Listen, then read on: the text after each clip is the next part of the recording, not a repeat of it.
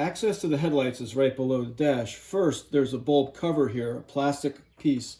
Rotate it slightly counterclockwise, pull it off. Next is the headlight coupler, which is the black plastic electronic piece there, just the connector. Just wiggle it back and forth, remove that. The last piece is the bulb holder, this metal ring. Push it slightly up, disengage it, and then swing it away. Then you remove your headlight.